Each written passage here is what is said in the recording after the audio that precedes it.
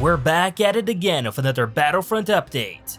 Another week and another weekly news update covering all of the latest news surrounding Battlefront 2.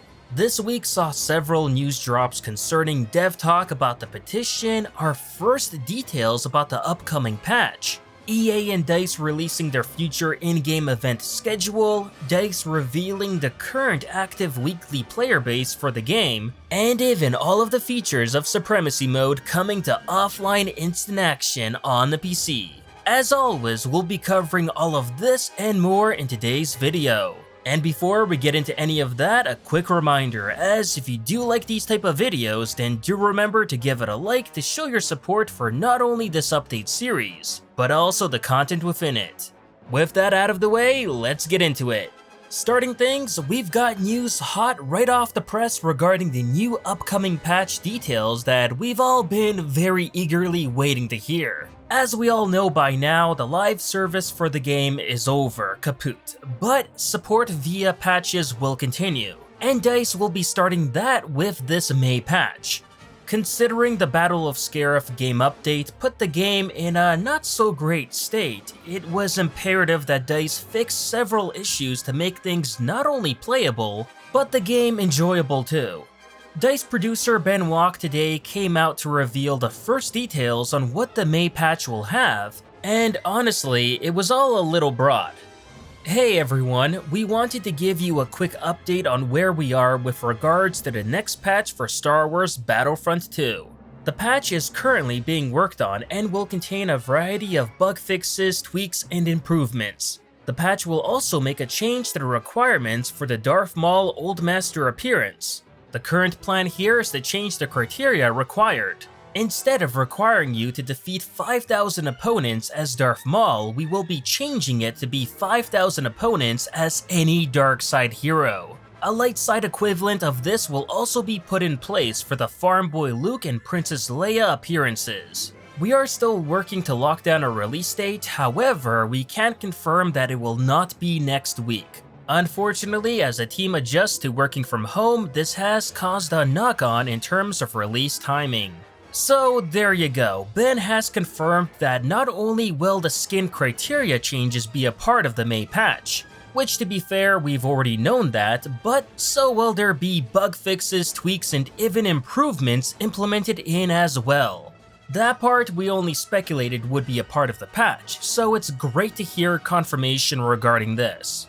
As for the skin criteria changes, I think they will be fine. Sure, we at first wanted DICE to lower it to be like 1,000 kills or maybe even 500 kills. But that was back when we thought we'd only have to use Maul to do so and no one else. And now with the news of us being able to use any dark side hero to accomplish this criteria of 5,000 kills, then yeah, that obviously changes everything and makes this requirement rather more reasonable. Sure, you're still going to have to grind out for this new skin nonetheless, ain't no two ways about it, but at least not everyone is going to try and swarm to play as Maul all at once now. The same applies to the Luke and Leia New Hope appearances, which can also be done with any light side hero, so that's also good to hear. Now, another question that I'm sure many of you have is, okay, great, but what about all the kills that I've accumulated with Maul thus far? Will those still count towards this new change? And yeah, that's a very valid question to have, but the thing is, DICE at this moment don't have an answer to give regarding this. When asked about this, Ben did say that DICE are currently looking into it, but cannot confirm whether the kills you've already accumulated will be counted towards the new goal or not. It of course goes without saying that not counting those kills and instead making you start all over again from scratch would be a huge misstep on DICE's part. So unless they want to piss off a ton of players, they're gonna have to figure out on how to make the patch recognize those kills that you've already accumulated. That said, if you don't want to wait for the patch and keep grinding with only Maul for the new skin, you can still most definitely do that, as DICE right now don't have a release date to lock down for the patch. Ben said that it won't for sure be coming out next week, so I'm assuming they'll most likely wait until the end of the month to put it out. which was always anyways the typical release scheme for DICE regarding game content updates anyway. Moving on, Ben also clarified another question some people may have in regards to co-op mode, more specifically to OT co-op.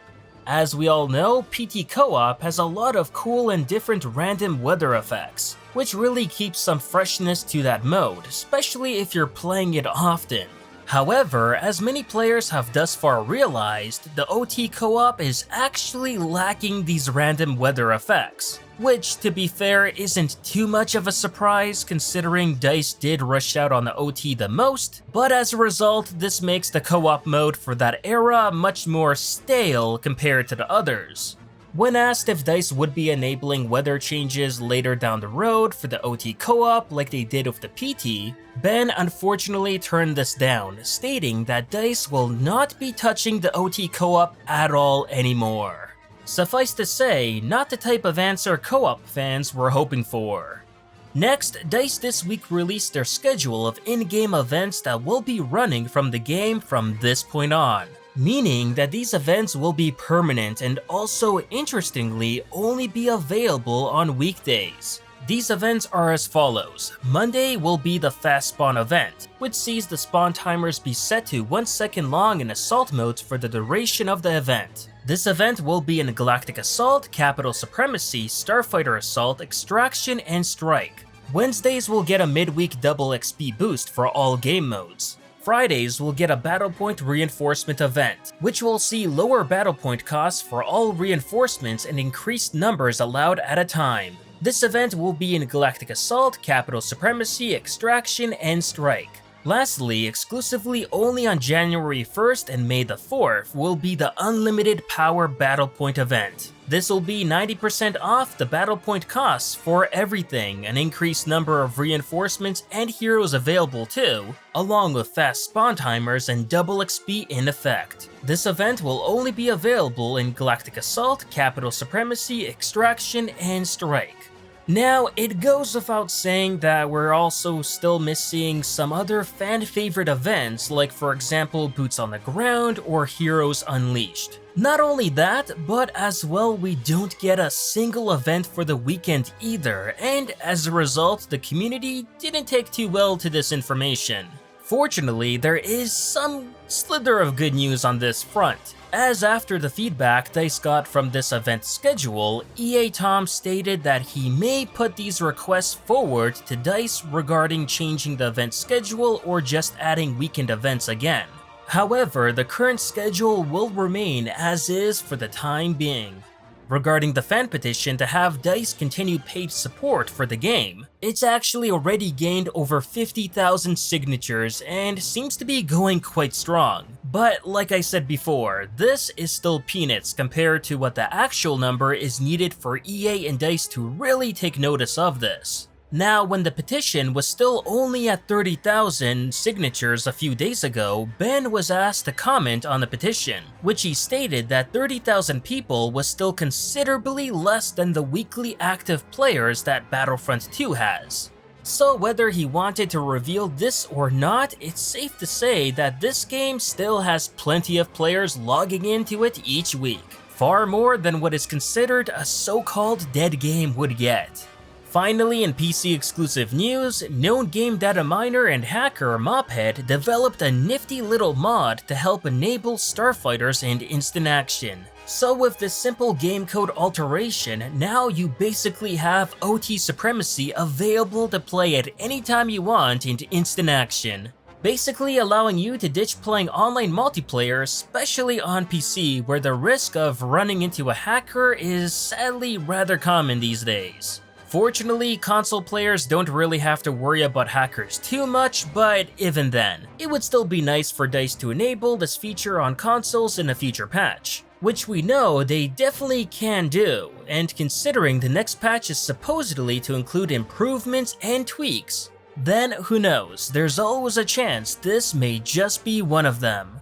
Until then, that will do it for this Battlefront update. As always, if you enjoyed the video, please like, share, and subscribe to the channel to not only support it, but also keep up with Star Wars news, gaming, and canon lore released every week. And consider following me on Twitter and Facebook to never miss out on the latest Star Wars content. Thanks for watching, and may the Force be with you.